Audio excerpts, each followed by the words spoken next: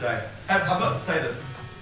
We're really fucking stoked we're here. We're really stoked you're here as well. I can see, I know heaps of people in this room, and you've been part of our lives, you know, the start and the middle and the fucking end. It's great that you're all here and interested in saying goodbye to this fucking awesome place.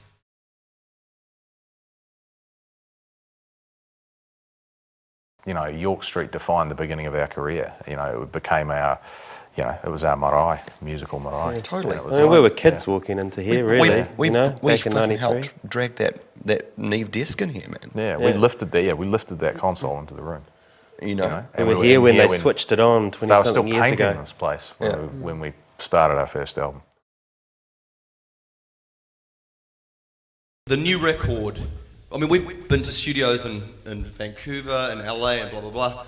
We've just recorded a record here, and it's fucking criminal that this place is closing because it sounds as big as anything we've ever done, and it's just live in this room because this room kicks ass.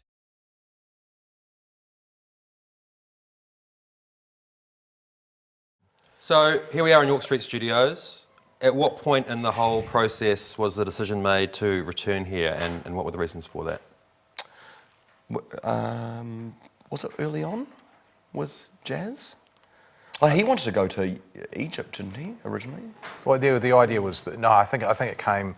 We had a plan with Jazz Coleman where we were going to go to Egypt and record the album in studios in Cairo. That was always the plan, and then we tried to get it to work, and Jazz's time frame and our time frame weren't matching up, and we basically came to an impasse where Jazz went, no, I can't do the project, it's off. And then we were like, okay, well then we have to do it. Well, what's special? And we heard that York Street was going to be shutting down, and then we kind of went, well, why don't we go back there, you know, and go back to where we kind of did our first 3 albums, and in particular the ones that were kind of slanted along the same lines as we were kind of the material that we were coming out with. So that was really it, wasn't it? It was like, yeah, we started with the York Street thing. Sorry, no, actually, one thing I got wrong. It was Spain. There was Spain. Jazz was going to do it. Yeah, we were going to do it in Spain. Then we were going to do it in Egypt.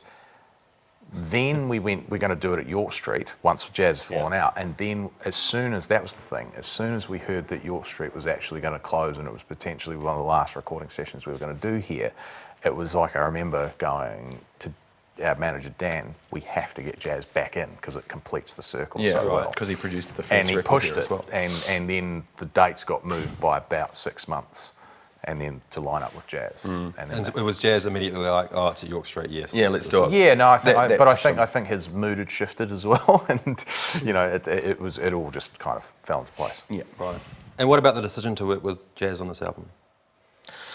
I remember we met up with him in London, didn't we? We saw him in London while we were over there at this some rock evening that he was getting inducted into. Yeah, there was Metal Hammer Awards in London. We were over in London at the time, went along to the Metal Hammer Awards.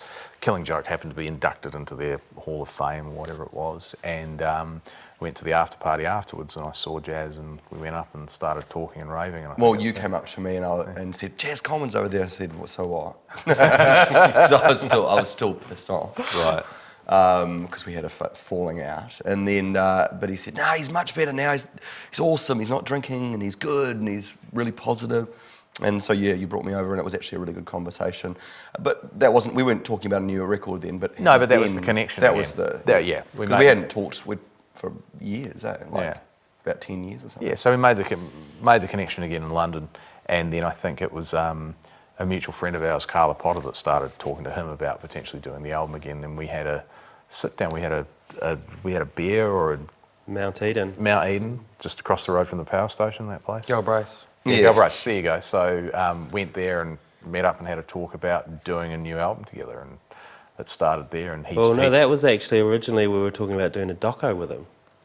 Yeah, with the Egypt thing in mind. That it was that in a weird way for him, the album was sort of like a side project to the doc. Remember? Yeah, the album. Making a record was just a reason to have a reason to make a doco about what happens when you take New Zealanders and put them in a crazy place like Cairo. Yeah.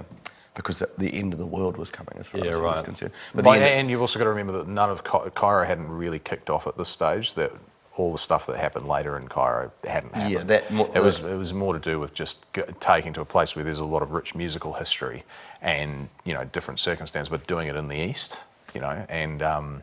Plus, he did say politically it was all going to explode over there. Yeah, and but you know, to kind of check out a different kind of kind of social structure and environment, political structure as well, and to kind of look at that. But then during the course of the album, you know, it went absolutely gangbusters, or the process of doing it. And then it was just like, we're not doing that. We're skipping ahead here a little bit, but didn't he send you away at some point in the recording process to kind of go and get that overseas vibe before you came back into the vocals? I mean, like, we were tracking all the music here. My brain was already sort of firing with words and stuff like that, and I wanted to do singing while we were doing, because we'd never recorded the way we recorded here, which was basically do all the music for one song in its entirety in one day, you know, or for 2 songs actually per day, like including drums, bass, guitars, and overdubs. We'd always done drums for a month, bass for a day or 2, and then guitars for a month, you know, which gets sort of factory line production. It's boring. It gets boring. Even like with Churn, like with Jazz last time around, it was Yeah, like that. you know, that was Tune was still faster than we ended up. Well, recording. the whole point is there's 2 things that happen when you're younger. One is you have a budgetary restriction, which forces you to work fast, which is actually a benefit. Yeah. The other is that you have less experience, so the situations that you're in are kind of really vivid and kind of alive, and you're full of nerves about them. What happened with us was, because we're kind of, you know, that long in the tooth as musicians, that, you know, you come to a point where you're so competent and comfortable with everything that you get lazy, you know, and so, you know, kind of the idea of recording an album, there's no urgency to it because, I'll do it tomorrow, it won't be a problem. We'll just especially sort because that out, Tom you know. has a studio as well, which we could use, and we were comfortable in it. We're just too comfortable. So we just go, well, that's not perfect, but I'll come back tomorrow and I'll make it perfect, you know? But rock and roll, we're forgetting that rock and roll is ultimately just it is about that explosion, you know? And it's like, you know, I think jazz brought it right back to that. I mean, we all knew we wanted to record live anyway on this record because we'd done one track and it sounded more alive than our last 2 records, and we're like, oh, and that's right, we should, after 25 years play together, be able to do this, you know? It's like, so let's use that shit, use that knowledge, and actually, get it down, you know? Yeah, and I think it was really helpful for me to have someone who was sort of threatening me almost with physical violence to get the best performance. Totally. Right. And that's, with jazz, it's all about the urgency and the moment, and he was literally in here conducting us, and, you know. And if someone fucked up, we'd be like, what the fuck are you doing? And make you feel really shit, you know, like, it was like, that was fucking perfect. You didn't you wanna- just fucked that up for you didn't wanna let everybody, him- basically. You didn't want to let go him, again, you didn't want to let him down, you know, I mean. And then when you went out, was it kind of like what happens on the field is on the field sort of thing, or was it? Oh, totally. Yeah, no. But that was the whole thing. He'd fucking when you got it, it was. He was like joyous. It was like having like a personal trainer. That's what it was like. It was really good for us. No, but it was. It was like having someone who wouldn't let you get away with your own excuses, Your normal habits, and your habits while you're, you know, performing as you always have. You know, so. But aside from that, we did really reconnect with jazz on a personal level, you know, after all this time. And Did you have to set like rules or boundaries or anything to kind of not have another? No, just went straight back into 20 years ago, except him, still the gnarly jazz, opinionated gnarly jazz, but minus the alcohol. Right. So it was reasonable, you know, and it was like a focused jazz Coleman, wasn't it? Like, Tune was great, but because he was drinking, he could get fucking gnarly, you know, he could get gnarly and unreasonable, you know? Whereas this is more like gnarly but focused, and we had a mission, and it was like, he wanted it to be awesome, you know? So we'd still argue, but we were all going for the same thing, so it was good, you know? It was, Tom got it right, man. It was just like having a fucking PT. Yeah. Like, that was not going to let you slack off ever. You know, it's drill like, sergeant. We needed it. But it was drill sergeant when you were here, when you picked up your sticks and put on your guitar, drill sergeant, and it was exactly what we needed.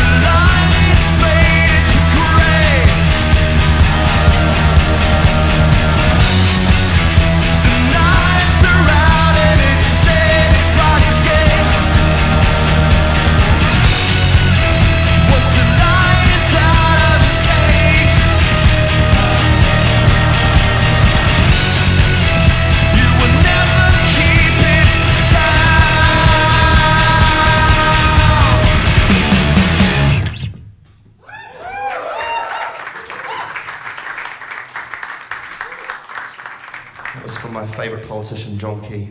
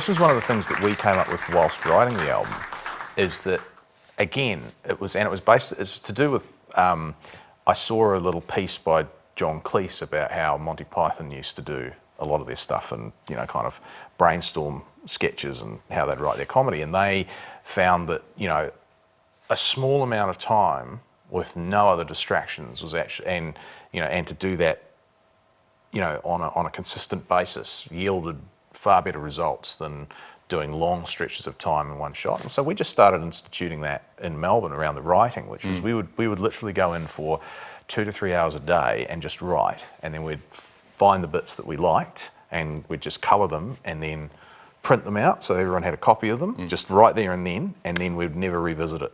You know, we just leave it there. And you're not talking about lyrics, right? You're talking No, about just music. Just the music. Yeah. But what it meant was that we'd come into a room, and you know, the usual pattern is, oh, we've got a whole day, and you know, we're going to write for a month, and we'd start at 10:30, and then oh, check this out on YouTube, and I've got to answer an email, I've got to answer a phone call. I'm going to go and get a coffee if you're going to do that. Go get a coffee, and it just dribbles into this whole day where you don't get much done. And this is a habit thing from being older and being competent, you know what I mean? Because you think you can just delay it all. It's like, we'll get it done, you know? No urgency. And restricting us, you know, to a small amount of time per day where all the phones get switched off and you just have to write music. Yep. And we did something like 45 tracks in a month. Yeah. Had 45 song ideas out of a month of work. And these are like portions. These are like riffs, kind of like this is like sections of songs. Yeah, like a cohesive section of of music that related to each other that you could start to write a song over. That was enough to go, do we like this or not? You know what I mean? I think out of those 45 ideas, the longest one was about 1 minute 40. Yeah. Right. But so we're talking about snippets of music. Yeah. As long as you had movement 1 moving into movement 2 and see if you could move back again. That's basically it. That's all we'd do, and then leave it and move on to a new idea. It was awesome because it was exciting. What else can we do today? What else can we do today? And we'd have fun with it, and then we'd go off and have our lives, you know? And it meant that, it wasn't a chore, it was a pleasure. You were actually looking forward to going in every day, because it's like, it's only 2 hours out of your time every day. 2 or 3 hours. And no idea was beaten to death, and that's often the thing where you just beat one idea to death. This is awesome. Okay, now let's make a 3.5 minute song out of it, and that's the hard work bit. Yeah, right. You know, that's the bit where you actually have to get intellectual about it. You know, it's like we kept it all at the creative sort of the idea where he's just made a weird bass harmonic and I know exactly what will go with that. Boom, that initial rush of music. You know, that exciting bit. Which is it's not work, it's pleasure, you know? Yeah, I think the thing was that we basically offloaded any kind of headspace where you're editing it or, you know, imagining how to process this piece of music into form. We just kept that out off the table completely and just wrote and made it creative.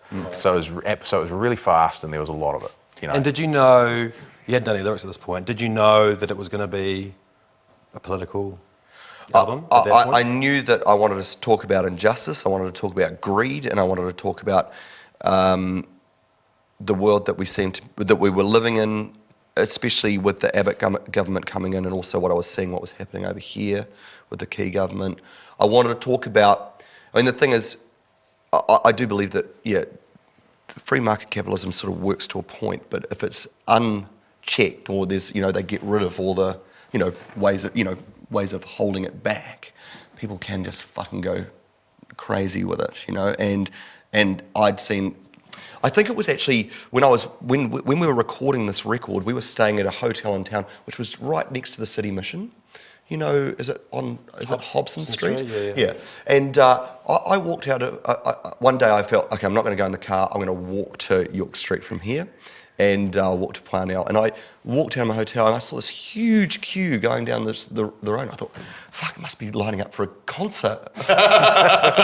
no, but seriously, indie band. But people had people had got chairs, and it just went all the way down from this building. I didn't realise at that point it was the City Mission, but it was the City Mission, and all these guys go, "Hey, Johnny, hey, man, how's it? What's going on here?" It's like, oh, we're queuing up food, and queuing up for... And it's like, I don't fucking remember when New Zealand was like that, It wasn't a small queue. We're talking about down the road, then around the corner, And it was like, what the fuck's going on here, you know? And it was working with Jazz at the same time where he's going, well, this is what's happening. Yeah, right. And you should read this and you should look at this. And it was like, we'd already talked about this anyway. We're all talking about it. I mean, even in that song that you brought up, The Great Divide, it's like the first verse is self-referential in the fact that we've forgotten how to dream. I'm talking about us, you know. It's like we used to think we'd make the world, we'd be able to change the world with our music, you know. Or we used to think that, you know, that's what we wanted, you know. Like, and it was like I needed to wake myself the fuck up, you know. And wasn't that we'd ever stopped wanting the world, more justice in the world or less greed. It was just that you sort of fall into sort of being comfortable and your own. Did that anger inform that riff creating stage? Because it's pretty angry music, isn't it? Yeah.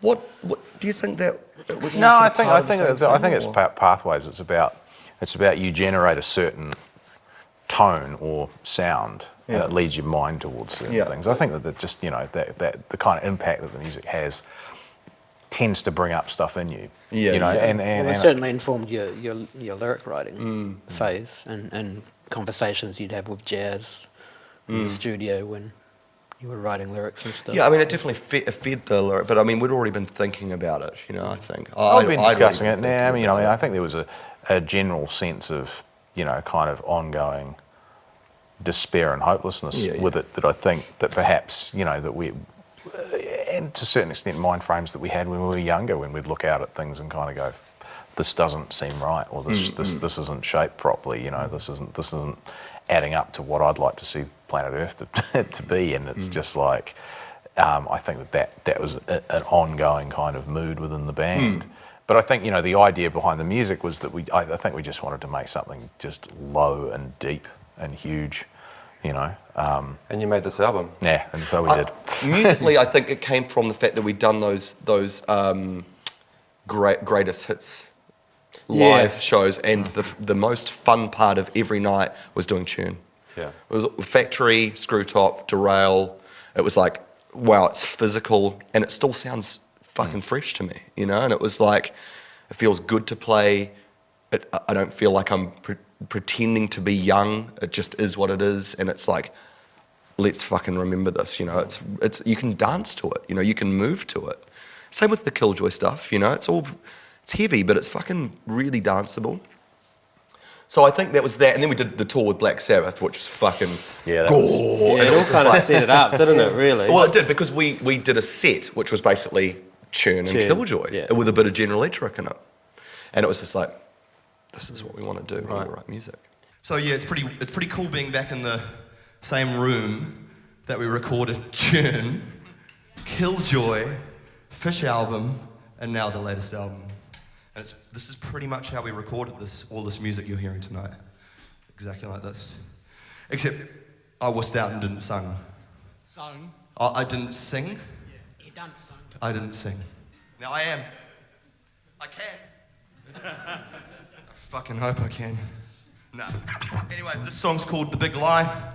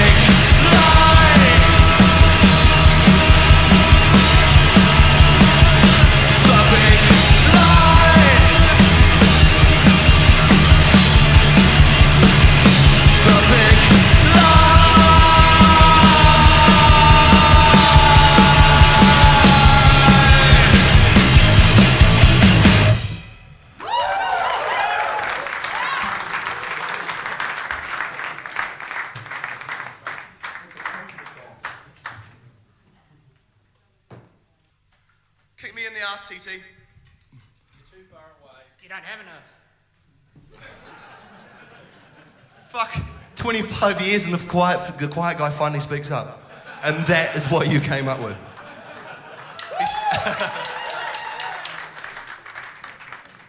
You haven't gotten ass. He's right. Okay.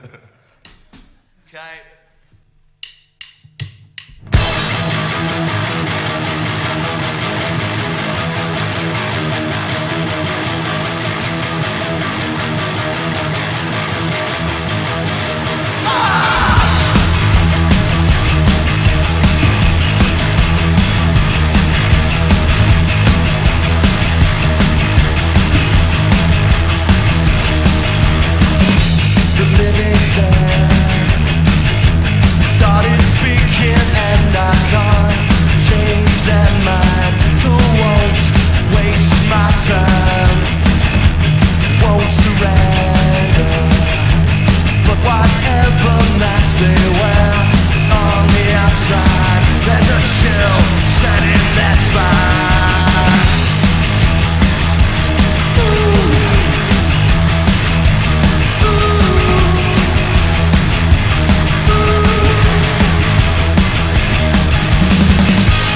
Once the battle begun, make them think that they won. See the unthinking grow.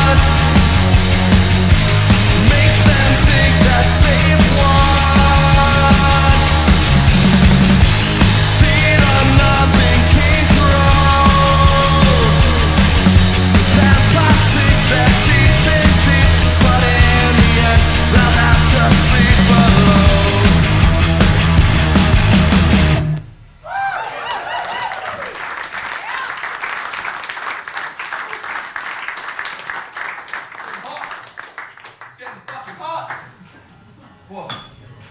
Oh, yeah. I don't know. What do I got to say? I've got to say this. We're really fucking stoked we're here. We're really stoked you're here as well. I can see, I know heaps of people in this room, and you've been part of our lives, you know, the start and the middle and the fucking end. It's great that you're all here and interested in saying goodbye to this fucking awesome place. And with our band, which is great. It's fucking beautiful.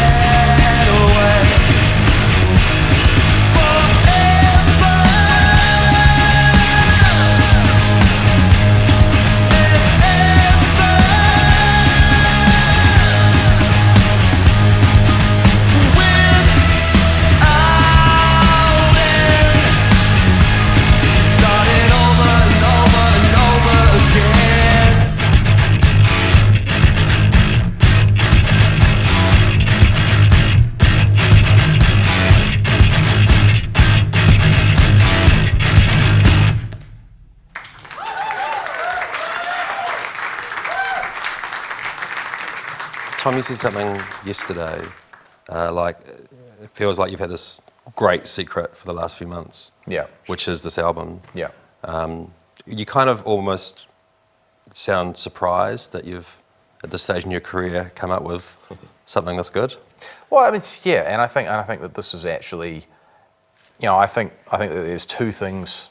Actually, I'm going to say that there's three things. One of them is where the band are at musically and what we want, and also from a working methodology. I think that actually all those things came together, the kind of album we wanted to make physically and sonically, and the working methodology we applied to it gave us one part of that. I think that the other part of that was the Coleman factor and, the York Street factor as well, both those two things. So people coming together kind of, having travelled the same kind of 20, 21 years and all coming back to it with all the new knowledge, but also remembering what it was that brought us together in the first place. I think all that kind of worked really well. I also think that to a certain degree, certain personal situations within the band, and particularly around John has more freedom now than he ever has as an artist. And I think that was a huge part of it as well. Right. Yeah. And definitely. We kind of know how you guys have changed over 20 years, but what about Jazz? Like, how has he sort of evolved as a producer? When we know he's not drinking, but... Well, that's no small thing, I don't think. He's fucking... he's really focused, man. No, he's really focused, but the other side of it, I actually think with Jazz is... I mean, if you look at the footage of what we did in here, he's always conducting. He wasn't that much of a conductor the way he was back then. He had only just really kind of opened the door on that. Yeah. And then now he's really been in there for a long, long time. Yeah. And it's shaped how he approaches music. And so it was... He's all classical world, the whole It's classical time. world and this whole kind of classical thing. And he was saying, and it was actually interesting because he's right. He has not touched a rock band in production. And he does Killing Joke and he does us. Yeah, he does. That's it. That's it. And he gets offers all the time, and he says, "Yeah, I palm them off to youth." He literally, when we were playing back, and we were doing guitar takes in the studio, he was counting the way a conductor counts. Yeah. But banging his head at the same time. And he would write an arrangement down on paper. Yeah, he'd do the arrangements with us. So we'd go in and into a briefing before we'd come out, and it would all be like we'd go through it, and it was like a conductor walking through how things would go, and he'd do all that stuff. And then we'd come in and we'd do as you come in. So, but I also think that's how he kind of interfaces with it. But I also think part of it is the fact that he's genuinely kind of talented. Like he has these kind of multi-dimensional ability to kind of hear music on a scale altogether at once. That's his kind of thing, and I think that's grown with him, and I think he's developed that a lot. Right.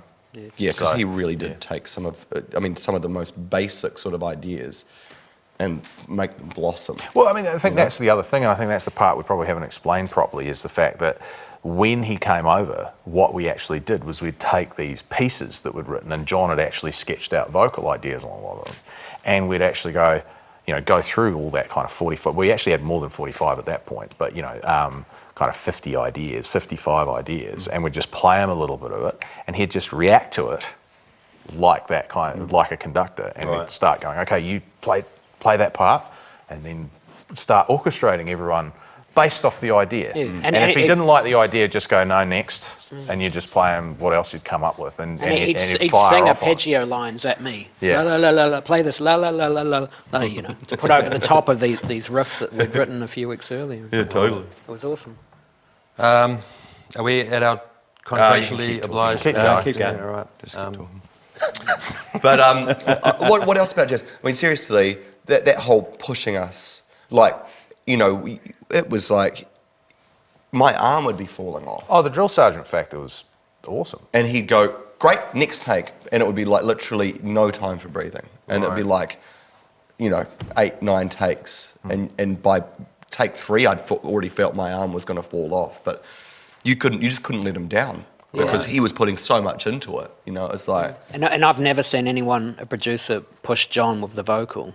No. Vocal takes away, Jazz pushed him. It's like ruthless, The bottom, he's impatient and ruthless. And he's like a child, impatient child. But he got it out of you. He got the best out of you. His production technique for me at the end, I mean, he could have just wrote it as 2 words, just stop whining. I mean, like literally, he said that to me all day. Yeah. Stop whining. Have you got it finished yet? Stop whining about having to do it, or stop whining as you're singing? No, stop whining about having to fucking finish it. Just fucking finish it. And have you done it? Have you got the take yet? No, it's just really high. Stop whining. Fucking do it, But all singers do this. They will. But it's good. It's like, fucking just get it finished, You can do this. It's like it inspired confidence because he already knew that I could do it, and he was always inevitably right. But it was that inner voice saying, "Nah, this is too hard," or blah blah blah, or "I can't articulate this properly." You know, you go, "You'll find a fucking way. Just stop whining. Just fucking do it." You know. And you recorded it here, pretty much where you're going to perform. Yep. In the same. Yeah, pattern. apart from a little angle. Yeah. Right. Not as many lights. Yeah. Or anything really. And no conductor. No conductor. This next song is called The Great Divide. In its original form, the way Jazz Common wanted it, he wanted it like to last for 9.5 minutes, sort of like Rime of the Ancient Mariner by Iron Maiden. And we thought, it's fucking cool, man, but man, it's really long. So we've cut it down to 7 minutes, so enjoy it.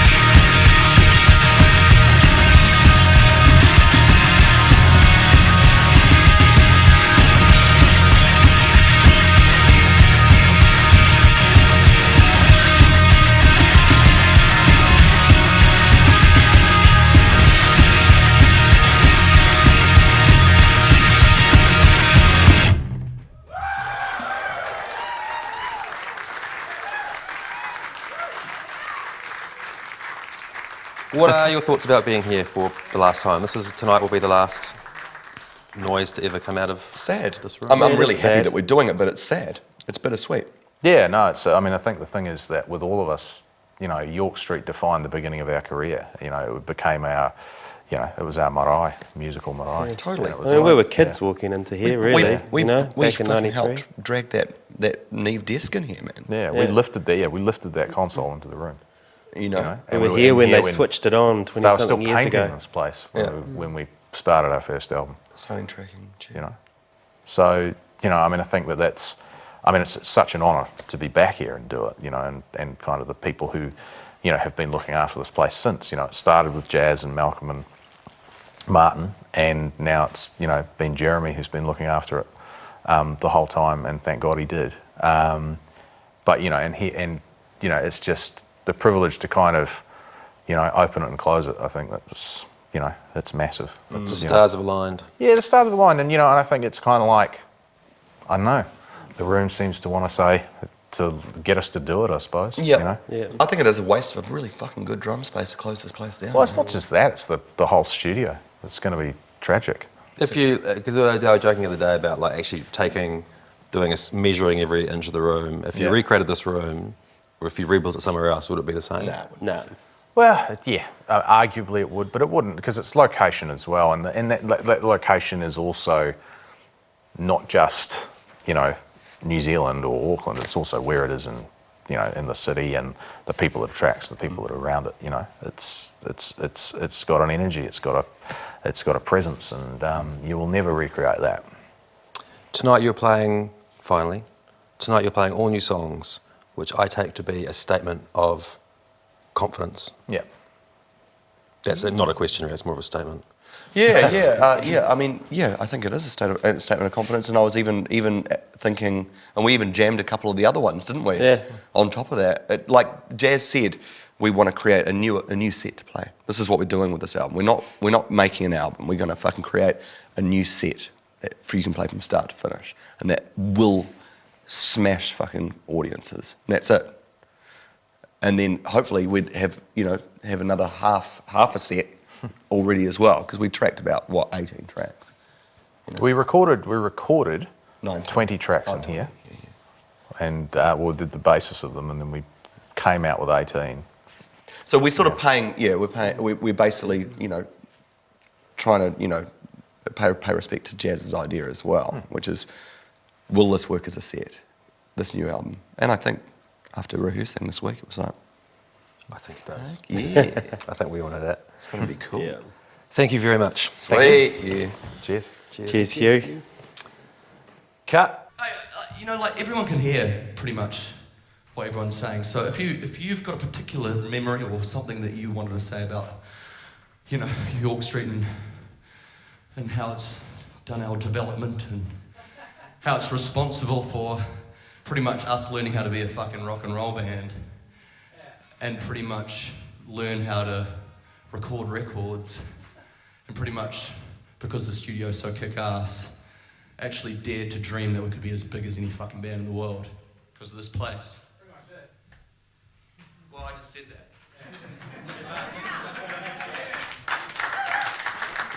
And it's a real fucking shame that it's going. It's a real shame, Seriously, I'm not gonna. The new record. I mean, we've been to studios in Vancouver and LA and blah blah blah. We've just recorded a record here, and it's fucking criminal that this place is closing because it sounds as big as anything we've ever done, and it's just live in this room because this room kicks ass, So it's a real shame. But I just want to say thanks to everybody who's been involved and anyone who's ever worked at this place. You fucking rule. So who's worked here? Oh, probably all the guys. Oh, there you go. That guy over there. Look at him. You're like a fucking dinosaur now, mate. It's all over.